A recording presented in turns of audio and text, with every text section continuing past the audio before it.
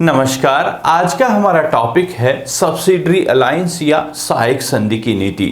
जब Lord Wellesley आते हैं तो आने पर इनका कथन था कि भारत के अंदर कोई भी राज्य ऐसा न रहे जो हम पर निर्भर ना हो अथवा जिसका राजनीतिक आचरण हमारे अकॉर्डिंग ना हो। ऐसी पॉलिसी लॉर्ड वेलेस्ली लेके आते हैं। इसके पीछे बहुत सारे कारण थे, जिसमें आंतरिक व बाह्य कारण थे, जिस वजह से ये दोनों स्थिति पर अपनी पकड़ बनाना चाहते हैं। सो इसी को आज हम विस्तार से जानेंगे। आइए चलते हैं 5W1H के आधार पर पूरे टॉपिक को डिस्कस करते हैं, जिसमें सबसे पहले लेंगे हु मींस कौन। लॉर्ड वेलेस्ली अभी 1798 में नए गवर्नर जनरल के रूप में आए हैं और इनके सामने आंतरिक और बाह्य दोनों बड़ी चुनौतियां थी, जिसमें साथ ही साथ कहते हैं यूरोप में कुछ टसल मींस युद्ध होता तो उसका डायरेक्ट असर भारत पर भी दिखता था। तो उन समस्याओं से निजात पाने के लिए एक नई पॉलिसी लेकर आते हैं, जिसको यह नाम दिया जाता है सब्सिडरी अलायंस या सहायक संधि की नीति। सो ये कहां पर इंप्लीमेंट की तो देखते हैं। अभी तक इनका जो अधिकार था जो बंगाल के अंदर था या फिर और क्षेत्र थे उन पर था, तो उस बाकी क्षेत्रों को भी ये अपने कंट्रोल में लाने के लिए ये जो पॉलिसीज लेकर आते हैं वो थी सब्सिडरी अलायंस की नीति। सो इसी के अंतर्गत देखें कब लेकर आए थे तो 1798 में ये आते हैं। आने के साथ ही ये पॉलिसी को इम्प्लीमेंट करते हैं। तो इस पॉलिसी को इम्प्लीमेंट करने के पीछे तो कारण तो रहेंगे मानसिंह सर।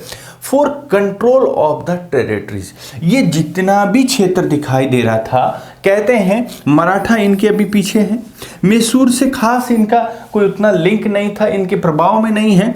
दिल्ली के अंदर जो बादशाह है वो भी इनके कंट्रोल में नहीं है। तो इनको राजनीतिक रूप से गुलाम बनाने की एक योजना थी जो पूर्ण रूप से ब्रिटिश अंपायर पर ही डिपेंड हो। ऐसी पॉलिसी ये लेकर आते हैं। कहते हैं इसकी योजना को प्लान देने वाले तो डुप्ले थे, जो फ्रांसीसी गवर्नर थे, लेकिन वो इसको इतना विस्तार नहीं दे पाए। और जब ये बात लॉर्ड वेलेस्ली के दिमाग में आती है तो वो अच्छे से इंप्लीमेंट भी किए और इसको विस्तार भी दिए। तो ये वाली बात यहाँ पर हम देखने को मिलती है। सो ये वाली subsidiary alliance was a system devised by Lord Wellesley in 1798. All those who entered into such an alliance with the British had to accept certain term and condition. जिसके साथ भी ये संधि की जाती तो उससे कुछ शर्तें और कंडीशंस भी रखी जाती थी। तो वो शर्तें और कंडीशन क्या थी उनको सबसे पहले हम जान लेते हैं। देखने को मिलेगा the British would be responsible for protecting their ally from external and internal threat. कहते हैं जो भी राज्य ब्रिटिश सरकार की जो सहायक संधि की नीति है उसको मानेगा, उसके लिए एक्सटर्नल जितने भी कोई यूरोपियंस भी हो सकते हैं, साथ में इंटरनल कोई भी स्टेट जो राजा महाराजाओं का है वो अगर हमला करता है या इनको धमकाता है तो उसके साथ ब्रिटिश अंपायर खड़ा रहेगा, मींस उसके पक्ष में लड़ाई करेगा। ऐसी बात कौन कह रहे हैं? ब्रिटिशर्स। वो सारे रेस्पॉन्सिबल फॉर प्रोटेक्टिंग, उस राज्य को ब्रिटिश अंपायर प्रोटेक्ट करेगा। नेक्स्ट क्या है? In the territory of the ally a British armed contingent and resident would be stationed. कहते हैं इसके लिए दो चीज करनी पड़ेगी। तो वो दो चीज क्या है? एक तो भाई साहब हमारी आर्मी यहाँ पर आपके दरबार में मींस आपके साम्राज्य में रहेगी, दूसरा हमारा एक पॉलिटिकल रेजिडेंट भी आपके दरबार में रहेगा। जो अच्छा इनकी क्या जरूरत थी तो बताते हैं कि आपको आर्मी की जब भी कोई आया तुरंत हमको पता नहीं लगा तो सेवा में ये रहेगी, और दूसरा आपको एडवाइस करने के लिए हमारा पॉलिटिकल एजेंट रहेगा जो आपको सलाह भी देगा।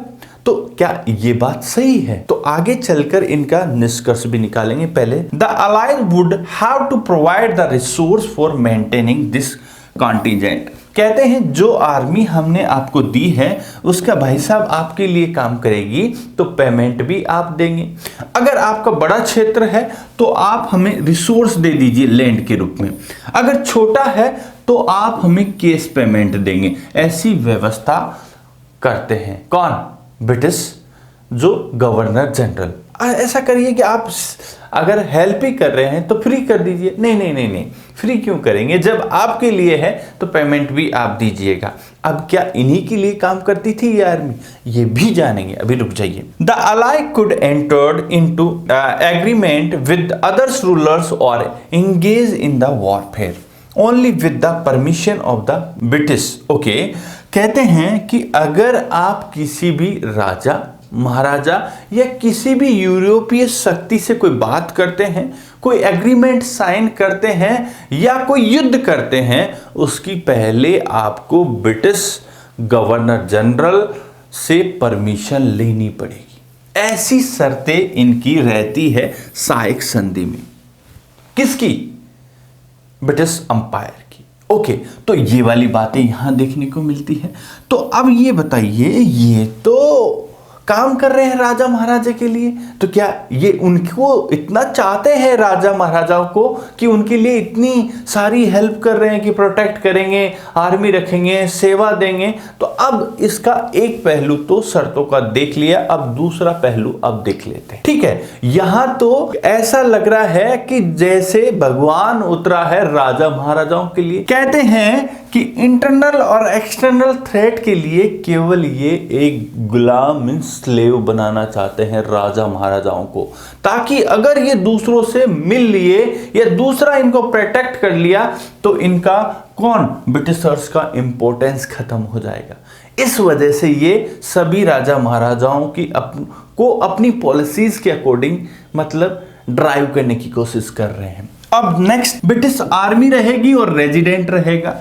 तो रेजिडेंट का काम था एडवाइस करने का, लेकिन एडवाइस राजा महाराजा को नहीं कर रहे थे, ये एडवाइस करेंगे ब्रिटिश गवर्नर जनरल को। कहते हैं कि इनका मोस्टली यही काम रहता था कि राजा किस समय सबसे पावरफुल पोजीशन में है और सबसे वीक पोजीशन में कब है, उस सारी बातों का ब्यौरा वो गवर्नर जनरल को दिया करते थे, ताकि जब भी मौका मिले उस वीक पोजीशन में राजा की गर्दन को कर सके, उसको हलाल कर सके। और हलाल करने के लिए जो आर्मी होती थी, कहते हैं कि पैसा तो राजा देता था, लेकिन काम किसके इशारे पर कर रही है? ब्रिटिश अंपायर के। इस वजह से इनके पास पहली बात बिना पैसे दिए ही विशाल आर्मी खड़ी हो गई थी। मान सिंह जी समझे नहीं, बिना पैसे कैसे? आर्मी तो पैसा लेती थी, यस, लेकिन वो पैसा कौन दे रहे थे? इशारे पर तो ब्रिटिश के काम कर रही है, लेकिन पैसा तो उसका राजा महाराजा से ले रहे थे। मींस बिना पेमेंट दिए ही इनके पास तो हजारों लाखों की संख्या में सैनिक हो गए। और वो किसके इशारे पे काम कर रहे हैं? ब्रिटिश अंपायर या ब्रिटिश गवर्नर जनरल के इशारे पर काम कर रहे हैं। अब दूसरा देखें कि रिसोर्स की बात आएगी तो डायरेक्ट और इनडायरेक्ट ये सारे रिसोर्स का उपयोग भी ब्रिटिशर्स ही करने लग जाएंगे। इस वजह से राजा महाराजाओं की स्थिति है बहुत वीक होने लगेगी, क्योंकि अभी वैसे ही होगा, अपने दरबार में रहकर भी वो स्वच्छंद रूप से क्या श्वास नहीं ले पा रहे हैं। उनके गर्दन पर तो रेजिडेंट और आर्मी बैठी हुई है और साथ ही इकोनॉमिक स्थिति है, जो रेवेन्यू है उस पर ब्रिटिश साम्राज्य अपनी अपनी पकड़ बनाए हुए हैं। सो ये वाली बात देखते हैं। और साथ ही साथ कह दिया है कि आप ना तो किसी से बात करेंगे और ना किसी के साथ कोई ट्रीटी करेंगे, ना किसी के साथ मतलब मित्रता का व्यवहार करेंगे, ना कोई युद्ध करेंगे। पहले जो भी करना है पहले हमसे पूछिए, जिसकी हम परमिशन नहीं देंगे। तो ये सारी पॉलिसीज थी ब्रिटिश गवर्नर जनरल की। इसका मतलब ही भारतीय शासकों को केवल गुलाम और गुलाम बनाना था, जिससे ब्रिटिश साम्राज्य की अगर देखें तो सबसे पहले हैदराबाद, अवध और इसी की कंटिन्यूटी में सारे जितने भी शासक थे वो आ जाते हैं। इस वजह से ब्रिटिश साम्राज्य को एक तो ये फायदा हुआ, पहला पॉलिटिकल कंट्रोल बढ़ गया था। जो इंटरनल और एक्सटर्नल जो थ्रेट थे वो अब नहीं रह गए थे। दूसरा, एडमिनिस्ट्रेटिव में इनके साथ सबसे ज़्यादा एक्टिव हो गए थे, बिना कुछ किए ही इनको बहुत बेनिफिट मिल रहा था। तीसरा, कहते हैं इकोनॉमिक रिसोर्स पर इनका कंट्रोल होने लगा था। और चौथा, अगर सिपाहियों की दृष्टि से देखें तो सबसे बड़ी इनकी आर्मी खड़ी हो गई थी, वो भी राजा महाराजाओं के मतलब पेमेंट से। तो ये सारी स्थिति देखेंगे तो इस वजह से जो सहायक संधि की नीतियां थी वो केवल और केवल भारतीय राजा महाराजाओं को गुलाम बनाने की थी। आई होप ये आपको अच्छा लगा होगा। अच्छा लगा है तो प्लीज कमेंट बॉक्स में अपनी राय जरूर देना और नीडी बच्चे तक इसको शेयर करना। Thank you very much and have a good day.